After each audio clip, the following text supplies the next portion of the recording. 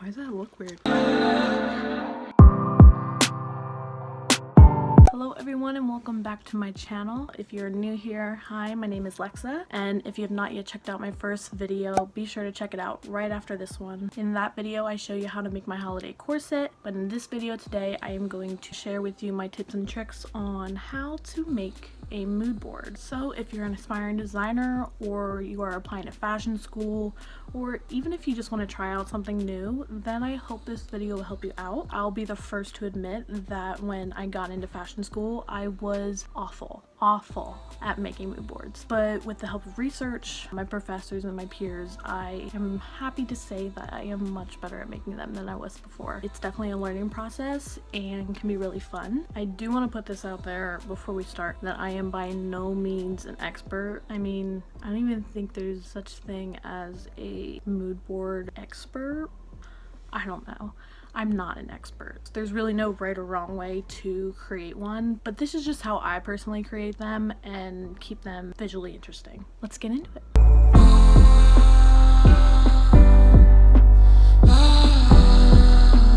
So let me start out by showing you how I used to make my mood boards. This is one that I made for a children's wear class, and it's pretty straightforward. This is one from a lingerie class. It's literally just pictures. Now, are they wrong? No, they're not. They get the point across, I guess. Are they visually appealing? I'd say not. Now let me show you some more recent mood boards. This is one that I made for a knitwear collection. It's pretty simple, but it's the little things that make it look nice. This is one I made for a CFDA portfolio, and I used a lot of texture and it's very bold. And this is one that I made for a styling class for my senior collection. It's modern and kind of urban looking. Now in my eyes, these are 100% more visually appealing and modern, not so, I guess, cookie cutter like the first two. So where do we start with all of this? I usually start with inspiration, which could mean a couple of different things. This could be an idea that you already have. This could be a single image that you go off of, or if you just don't know what you want to do, then do some research. Research is your friend when starting a collection or just any concept in general. There's inspiration literally all around us. It could be the architecture of a building, an art piece, a rainstorm, I don't know, literally anything. I like to look at Vogue, Women's Wear Daily, WGSN, Fashion Snoops, digital fashion magazines like Elle or Harper's Bazaar. And when you're looking at these websites, look at the trends, the common colors, details on garments, silhouettes, see what they have in common. Once I have my concept, I begin to look for images of like textures or shapes or anything that will further set the vibe of whatever you're making the mood board for. In this case, let's just say a collection. This is where you can begin to think about the color story for the collection and maybe even fabric types at this point, but it's not really necessary. That stuff is okay to be pushed towards the end, you know, when you have your mood board ready. But look at all those websites again that you may have gotten your inspiration from and just dive deeper. Look at the prints, look at the textures, maybe some accessories. I also like to use Pinterest and Instagram at this point. There are obviously a ton of images on there. I mean, duh. Once I've gathered all of my images, I usually probably have around 10 at this point, but in most cases, I'm not going to use all of them. And it's time to actually start creating the mood board. I typically use Photoshop, or sometimes I'll physically like create a mood board, print out the images, lay them out, you know, all that jazz.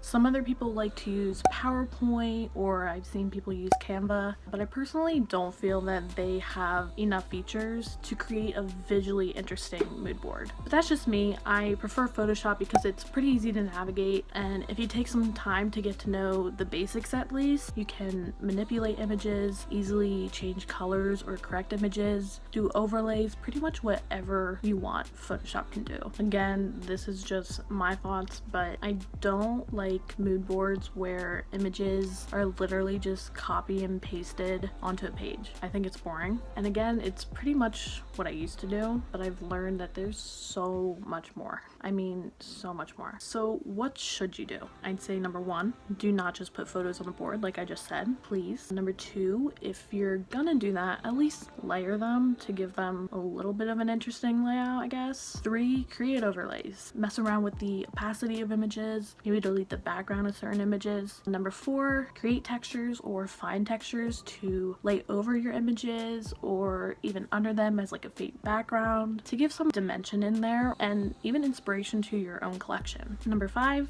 text? Is there a quote, a saying, a song lyric, or word that will further set the mood? If so, put it in there, but don't go too much with the text. We don't want to be reading a whole paragraph. And number 6, hand-drawn elements. Make it your own, you know, these could be sketches, I don't know, something hand-drawn, you know, it adds your touch to set it apart from thousands of other people's mood boards that are out there. Another thing that I want to add is about using photos of other designers' creations. This could be runway photos, photo shoots, whatever it may be. I would recommend to try and stay away from it. These photos are here to inspire you. That's it. Maybe you like their print or a detail that they used. And if that's the case, then I would zoom in on the photo of whatever that may be and put it on your mood board. That's fine. But of course, if you do want to add one, by all means do it. I do it sometimes only when it's absolutely necessary to get the point across. But also I think it depends on what the mood board is for. For example, for a single garment design, I probably wouldn't put other designers' pictures on there. For a collection, I think it's okay. Details of outfits, great. For a trend or a style watch board, I would absolutely use them, of course. You're not actually designing the clothes, you are looking out for the current trends, so obviously use them. Again, all of this is personal preference, but if there would be one thing that I definitely don't recommend doing is having pictures or text that clearly shows a designer's name. I'm not talking about your name, I'm talking about like Gucci or Fendi, Prada, whatever. I think that completely takes away from your own design or collection and automatically makes people think, oh, they're creating something that Fendi would probably design or something that Chanel would make. No, keep the focus on you, on your own design aesthetic. This is your time to shine, not theirs. Lastly, I'm gonna leave you with this. I have created 2 quick mood boards, both using the same exact photos, just in different layouts. Here they are, and think about this. Which one do you prefer? What is more appealing about the one over the other? And do they both get the mood across? So there you have it, how to create a mood board, one that is well thought out and visually interesting. I hope that when you're creating your mood boards that they'll further inspire your process and not just be a board that, you know, sits in the corner or something that you just never look at again. Because I've definitely been there. I've definitely made mood boards and never looked at them again.